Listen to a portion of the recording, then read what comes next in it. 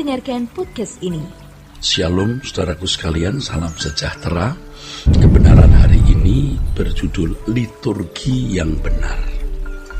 Saudara, betapa berbahayanya liturgi yang diselenggarakan tanpa pengertian yang benar.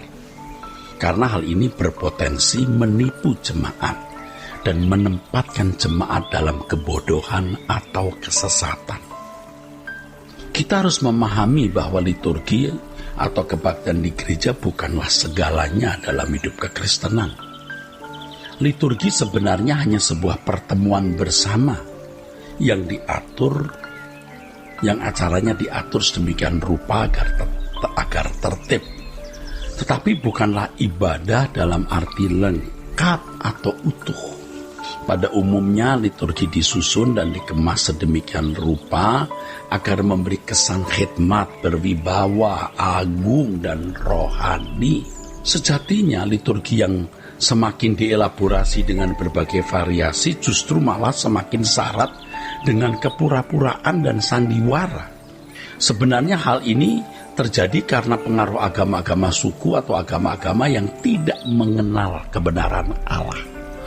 Ya, bagi mereka seremonial atau upacara agama atau dalam konteks kita liturgi itu adalah segalanya. Artinya yang menentukan kualitas hubungan dengan dewa mereka. Itu kalau agama-agama pada umumnya. Hal ini sangat bertolak belakang dengan kehidupan Kristen yang benar. Kekristenan adalah jalan hidup, yaitu hidupnya Yesus. Bukan sekedar jalan hukum atau kegiatan seremonial seperti agama-agama pada umumnya. Liturgi bukanlah ibadah yang sejati atau yang sebenarnya. Bukan, karena ibadah yang sejati adalah penggunaan potensi jasmani dan rohani secara maksimal bagi Allah dalam sepanjang hidup. Tentu segala sesuatu dilakukan untuk kepentingan kerajaan Allah atau bagi kemuliaan Allah. Inilah sebenarnya saudaraku yang dimaksud oleh Yang Mulia Tuhan kita Yesus Kristus, menyembah Allah dalam roh dan kebenaran. Ini sebenarnya maksudnya. Menyembah Allah dalam roh dan kebenaran adalah sikap hidup yang berkenan kepada Tuhan setiap saat, setiap waktu, kapanpun, dimanapun, dan melalui segala hal. Sejatinya inilah liturgi kehidupan yang sejati, yaitu seluruh kehidupan kita dan di sepanjang waktu hidup kita. Dalam liturgi orang Kristen hanya mengucapkan kalimat yang memuat doksologi, pujian penyembahan, pengucapan kredo, mendengarkan khotbah, dan lain sebagainya. Hal ini dapat dilakukan tanpa pertaruhan segenap hidup. Yang penting adalah bagaimana membuat liturgi itu seakan-akan bisa mewakili relasi dengan Allah. Wah, ini kan akhirnya menjadi formalitas, saudaraku. Padahal kekristenan yang sejati pertaruhannya adalah segenap hidup, bukan hanya 1-2 jam dalam ruangan kebaktian. Kalau orang Kristen tidak mempertaruhkan hidupnya guna mengikuti Yesus setiap saat, atau tidak meneladani hidupnya Yesus setiap saat, maka liturgi itu menjadi munafik, pura-pura bersandiwara. Nah, dalam hal ini pergi ke gereja dan mengikuti liturgi justru membuat orang makin besar dosanya, makin banyak, karena makin munafik. Hidup sehari-harinya tidak sesuai dengan kehendak Allah. Lalu waktu di mimbar, waktu di liturgi, maksudnya berakting seakan-akan dekat dengan Tuhan. Aspek yang dapat menyesatkan banyak orang Kristen dalam liturgi adalah mereka merasa sudah menghayati kehadiran Allah secara penuh dan benar, padahal penghayatan terhadap kehadiran Allah haruslah dalam kehidupan setiap hari dan dalam segala peristiwa kehidupan yang mereka alami.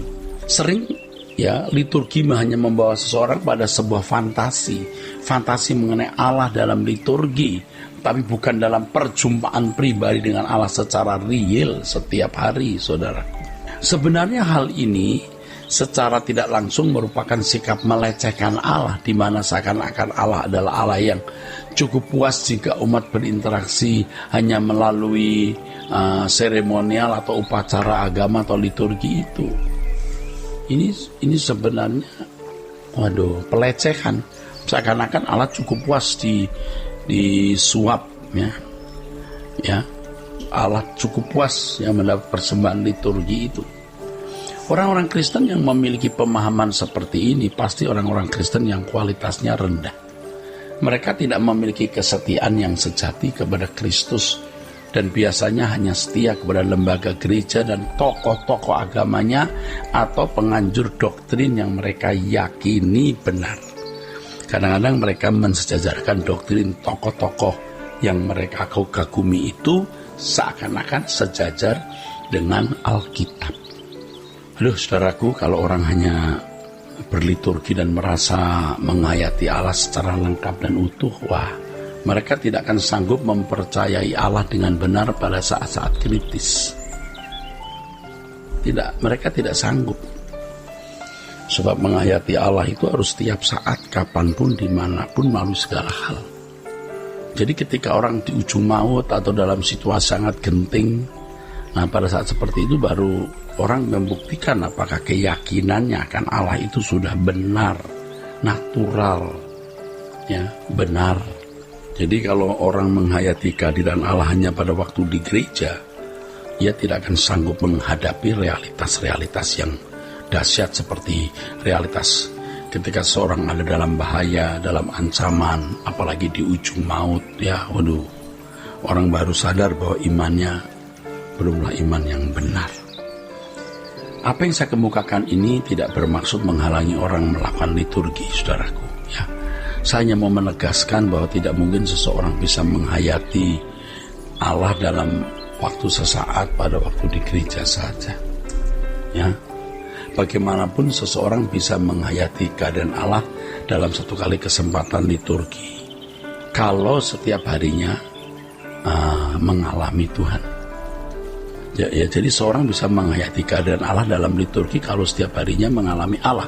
Tapi kalau setiap harinya tidak mengalami Allah, ya tidak mungkin bisa menghayati keadaan Allah pada waktu liturgi.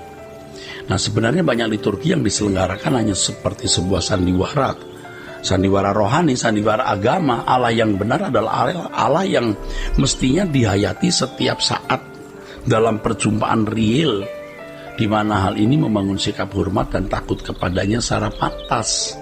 Jadi bukan hanya pada waktu kebaktian itu, tapi setiap harinya. Justru penghayatan dalam kehidupan secara konkret setiap hari itulah yang dapat membangun kekristenan yang sejati, saudaraku. Allah yang hidup dan berjanji menyertai kita adalah pribadi yang berkenan berurusan dengan kita, yang berkenan berurusan dengan kita setiap saat dalam segala hal. Karena dari pencobaan hidup setiap saat itulah Allah sebagai Bapa mendidik kita agar kita dapat menjadi serupa dengan putranya. Lewat pencobaan, lewat kesulitan, lewat hajaran Bapa mau mendidik kita. Inilah inti keselamatan. Jika tidak demikian berarti keselamatan tidak pernah dialami atau tidak pernah dimiliki. Allah sebagai Bapa yang mendidik kita, anak-anaknya, supaya kita ini mengambil bagian dalam kekudusannya. Ibrani pasal yang ke-12 ayat 9 dan 10, agar kita serupa dengan Yesus.